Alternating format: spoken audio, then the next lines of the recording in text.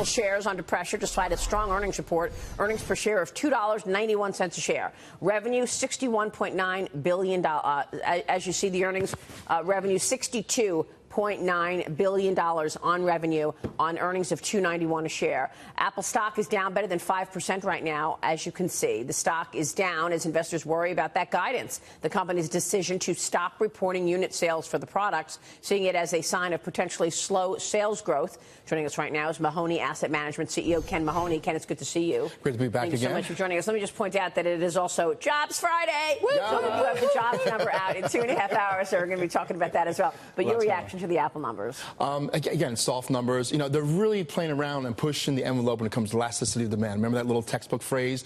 I mean, pushing up prices and see where that demand is. I mean, look, I think the estimates were about $750 a unit to now they came to $793. But they're really pricing out a lot of households. I mean, what is that elasticity of demand? Where's that level where you could actually have good margins and also have some good sales? And I think that's the thing. And also, by the way, I think the new offerings are quite confusing to consumers, right? There's the XLs and Gs and D. Like before, it's kind of simple. You had a red car to pick, a white car, and a black car color, you know. Right. And now we have like 19 different choices. So what is the consumer? Where's that kind of sweet spot now for Apple with their iPhone offerings? The XR is the cheaper of the new models. The X, I say X, it's 10. It's exactly. 10R, 10S, 10S Max.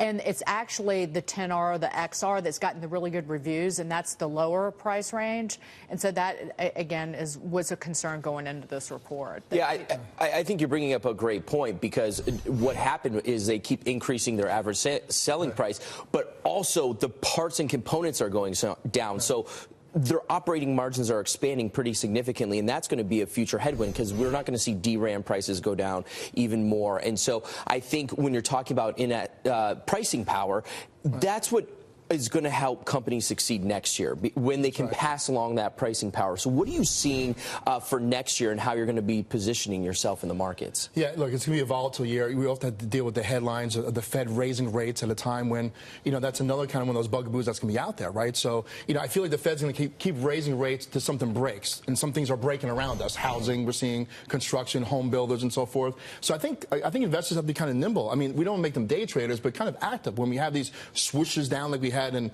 February and April, coming off of a strong January and March, and now again a strong August, September. We've had this. So I think we have a hybrid strategy, basically 70% long, large cap growth, but also about 30% kind of buy the dip, sell the rip, you know, into some of these crazy volatility. So I think next year, look, we have a lot of things to kind of deal with after midterm elections. But I think at the end of the day, I think investors can make volatility their friend instead of their foe. It's kind of the way we're going to. But are you saying you are expecting a slowdown in the coming couple of years? I think so. Again, some specific interest rate sensitive industries, again, home builders, again, they bounce a little bit. We wouldn't be there. Well, what about broad economic growth? I mean, we're talking about 4.2% growth for the second quarter, 3.5% for the third quarter. Do you see economic growth slowing down? Yeah, definitely slowing down, 4.1%. Okay. But again, the point is the Fed keep raising rates here is going to slow a lot of things. And we're seeing already, by the way, if you look at the real estate market, especially in the metro area here, you're starting to see some softness. So it is having an impact, these higher interest rates.